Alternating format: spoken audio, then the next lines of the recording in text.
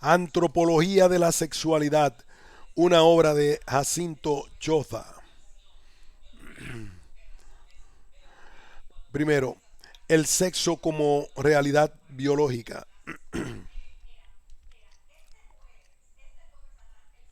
La actividad radical de los organismos vivientes.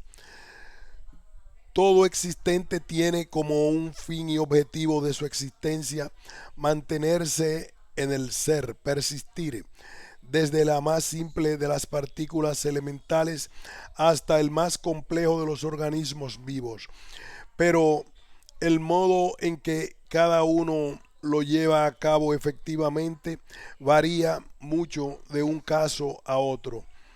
Puede sonar algo extraño decir eso de los seres inertes. Sin embargo, para romper una serie de núcleos atómicos hay que poner en juego mucho esfuerzo y si se logra, se libera una cantidad tal de energía que bastaría para destruir por completo una ciudad como Madrid y buena parte de su provincia. Es la fisión de una serie de núcleos atómicos lo que acontece en la explosión de la llamada bomba atómica y la energía liberada es la fuerza con la que la masa que lo formaba se mantenía unida, se mantenía en la existencia. Los núcleos han dejado de existir, su masa se ha convertido en energía.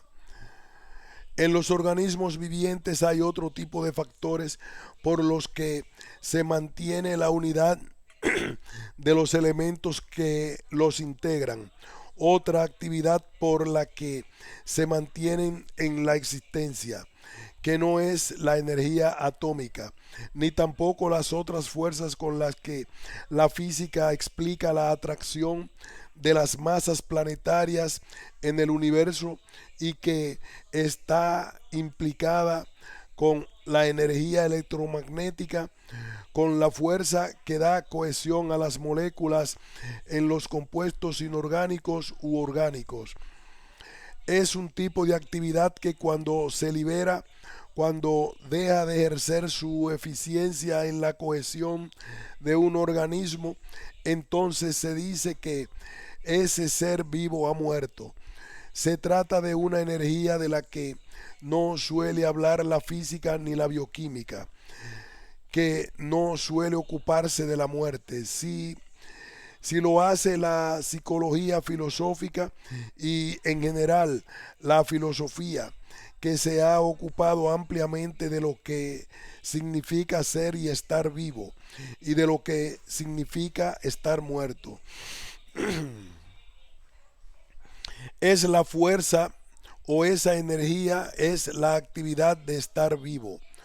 La actividad que se expresa en el verbo vivir y que coincide con mantenerse en la existencia. Para el viviente, vivir es ser, porque para él, ser o existir de cualquier otra manera que no sea estar vivo es no ser, no existir. Para un organismo viviente mantenerse en el ser es mantenerse en la vida. Vivir es nacer, crecer, nutrirse y reproducirse. Vivir es moverse y reaccionar ante estímulos externos. Cuando un núcleo atómico se escinde, no siente nada y antes de escindirse tampoco siente la fuerza por la que su masa se mantiene constituyendo una unidad. Cuando un organismo viviente se escinde, siente dolor. El dolor, como lo definió San Agustín, es un sentimiento que resiste a la división. Cuando un organismo está entero, siente que lo está y el sentir es gozoso. El sentir que está vivo. En lo y lo está en virtud de una serie de factores y fuerzas, algunas de las cuales la siente y otras no. Igualmente, se mantiene vivo mediante una serie de factores y fuerzas de las cuales él no las siente todas. Uno de esos factores es el sexo. Sentir que se está vivo, que se está entero y gozar de ello, experimentar que eso se logra mediante unas fuerzas que el organismo sabe en parte ejercidas por él y disfrutar ejerciéndolas, eso es el gozo de la vida. Y lo que le es dado a muchos organismos vivientes en la actividad nutritiva y en la reproductiva y en muchas actividades innecesarias de tipo lúdico y de otros tipos. El dolor de romperse y el gozo de mantenerse pleno es una posibilidad de los organismos vivientes que no estaba en los cuerpos inertes. La nutrición y la reproducción son actividades que pertenecen a la vida y por eso cuando se realizan se experimenta un grado máximo de alegría de vivir. La vida es el modo en que la materia inerte adquiere una interioridad, la configuración que adquieren unos elementos materiales y por la cual la materia así configurada, el organismo siente dolor. Si se rompe, siente que es uno y que está vivo.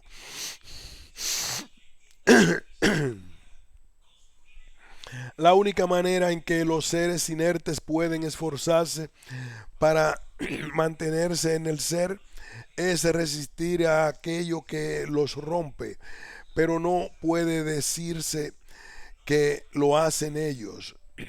Los seres vivos se esfuerzan por mantenerse en el ser de varios modos y además lo hacen ellos.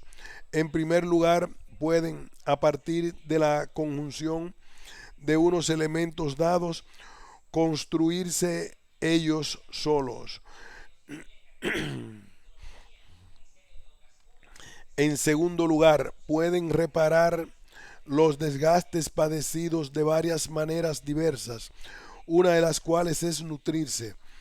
En tercer lugar, puede sobreponerse a ese desgaste total que es la propia extinción, la muerte, y superarla de alguna manera mediante la reproducción.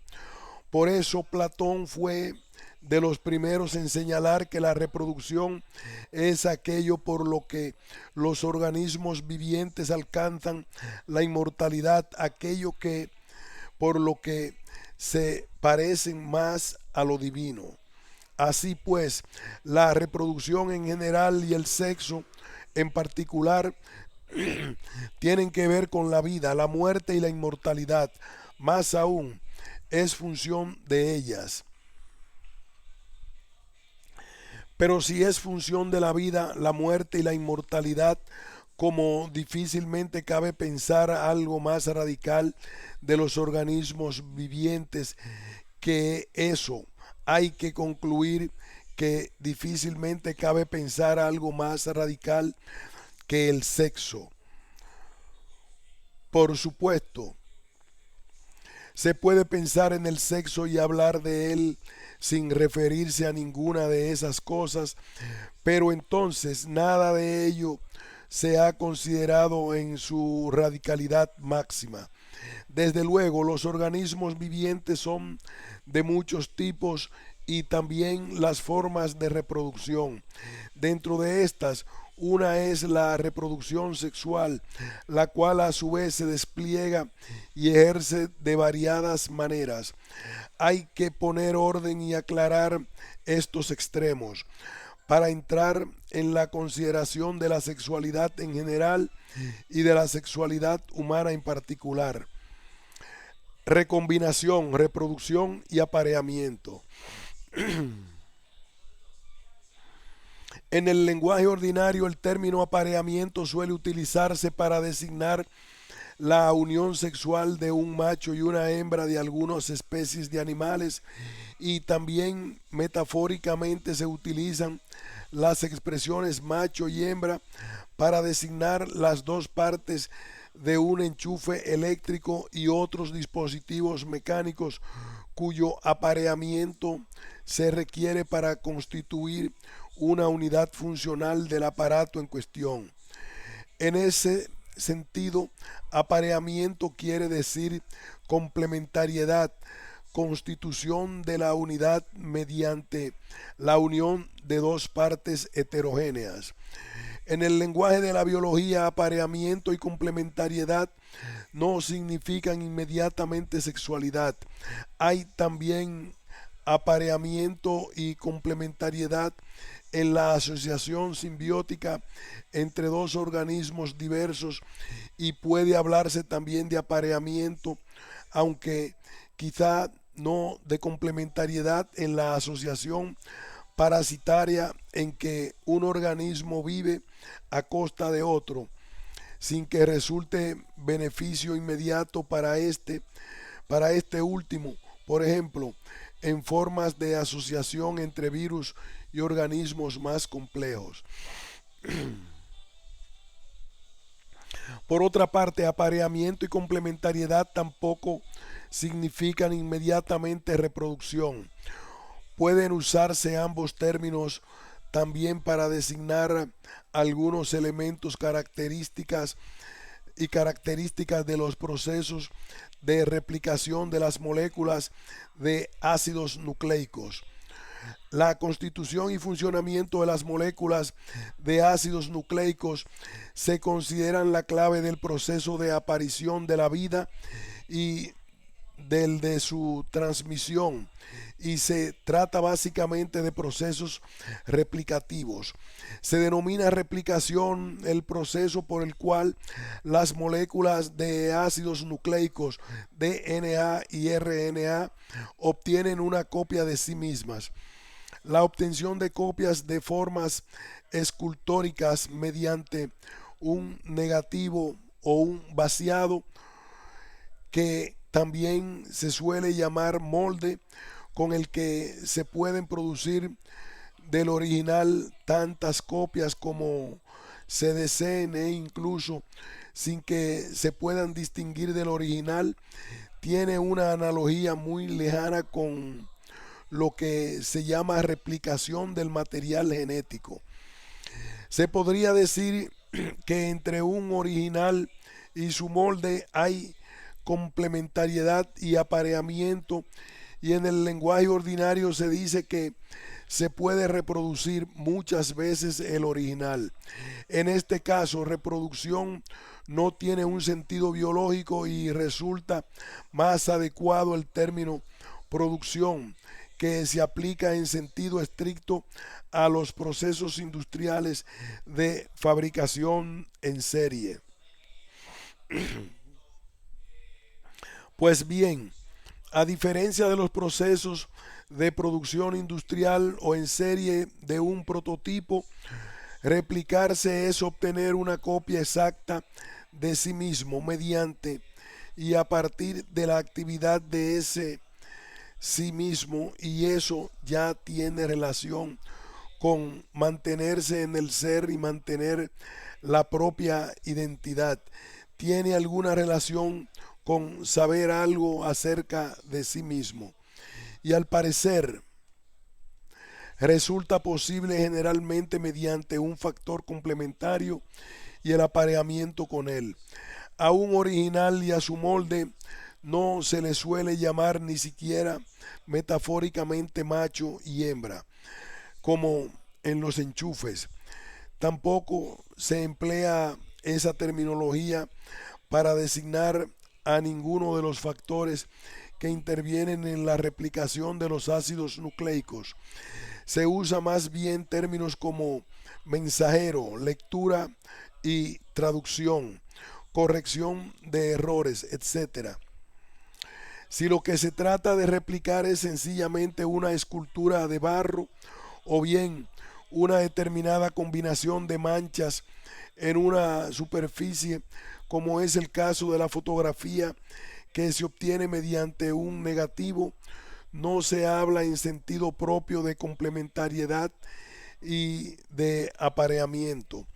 Cuando se trata de replicar es una determinada configuración de elementos materiales que, como los ácidos nucleicos, tienen capacidad de producir por decodificación y ejecución de los mensajes y órdenes codificados un organismo viviente. Entonces sí se habla ya tanto de apareamiento como de complementariedad.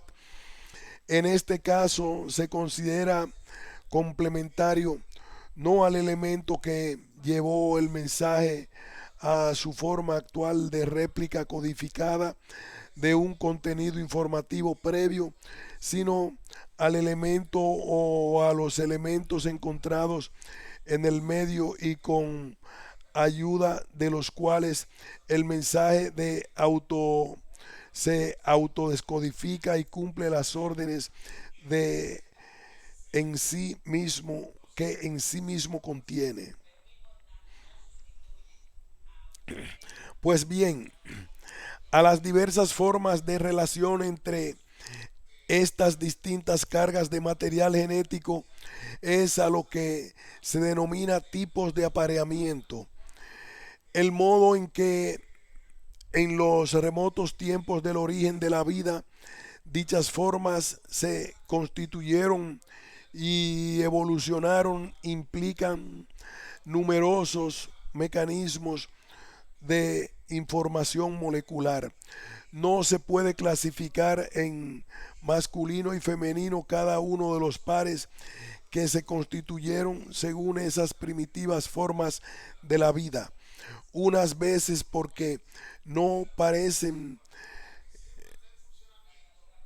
encontrarse criterios para clasificarlos según esa dicotomía, y otras veces porque la asociación no se da entre dos individuos, sino entre más de dos.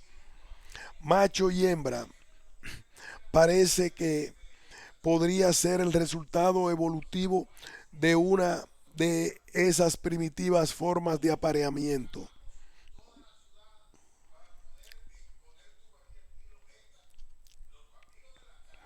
En concreto, una forma según la cual el individuo resultante de la fusión de ese par solo puede constituirse y mantenerse vivo mediante una conexión entre dos elementos del par, que es precisamente una fusión, o sea, cuando su existencia es coexistencia. No se trataría de simbiosis, que es la cooperación en actividades vitales de organismos ya constituidos. Se trata de una de las maneras posibles de explicar el surgimiento de la diferenciación sexual a partir de las formas más elementales de vivientes o incluso en el surgimiento mismo de esas formas elementales. Pero todavía hay que aclarar que se entiende por sexualidad se entiende por sexualidad la recombinación de material genético proveniente de más de una fuente, de más de un organismo, para formar un nuevo individuo. Ahora puede definirse la sexualidad como la forma de reproducción que tiene lugar mediante la recombinación de material genético en el apareamiento de los organismos de géneros complementarios, masculino y femenino.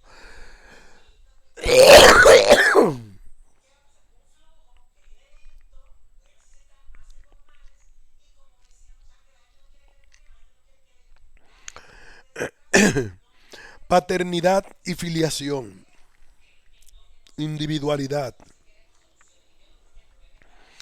¿Qué necesidad había de una recombinación si la reproducción podía realizarse en términos de replicación y el subvenir a las dificultades del mantenerse vivo podía resolverse mediante el apareamiento con seres con los que se tuviera otro tipo de complementariedad.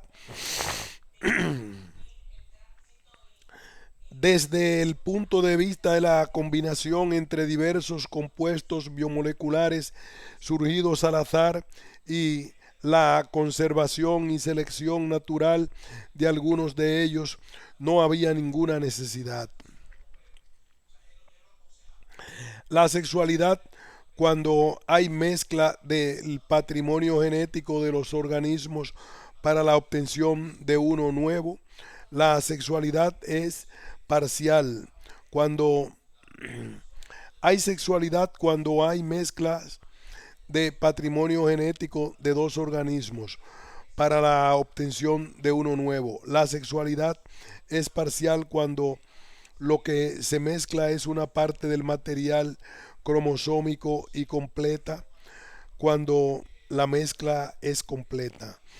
El material genético, los genes, son segmentos de las cadenas de ácidos nucleicos que constituyeron los cromosomas.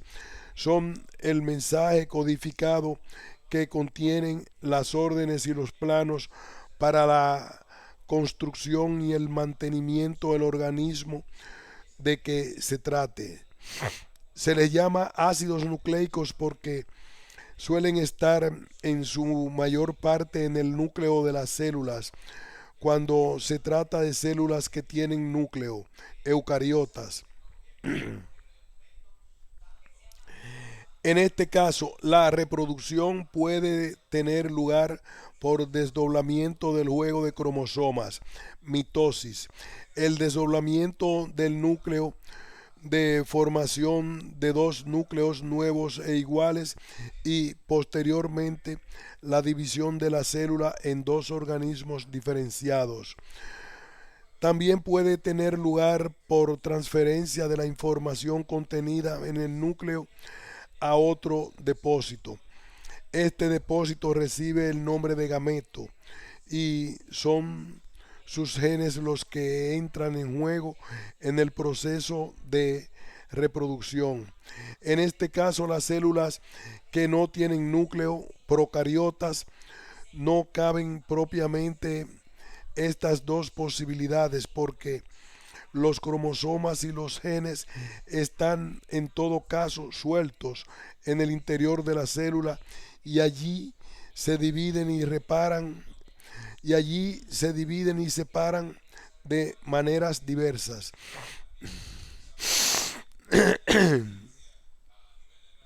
En principio cabe pensar que se puede dar apareamiento entre células sin núcleo, entre organismos sin gametos, entre organismos con gametos del mismo tamaño y estructura isogametos, lo que podría ser una primitiva forma de reproducción sexual, y entre células con gametos de dos tipos diferentes y complementarios, anisogamia. La reproducción sexual es la que se da en el apareamiento de dos organismos anisógamos.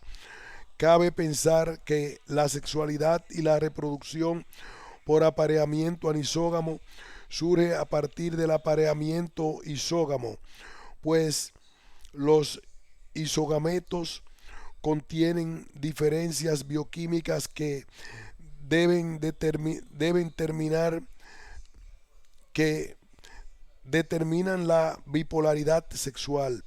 Y también cabe pensar que la isogamia y la anisogamia son igualmente originarias y no derivadas una de otra. Asimismo, es pensable que la anisogamia no derive de otras formas de apareamientos previos, sino que ella misma dé lugar a una forma nueva de apareamiento.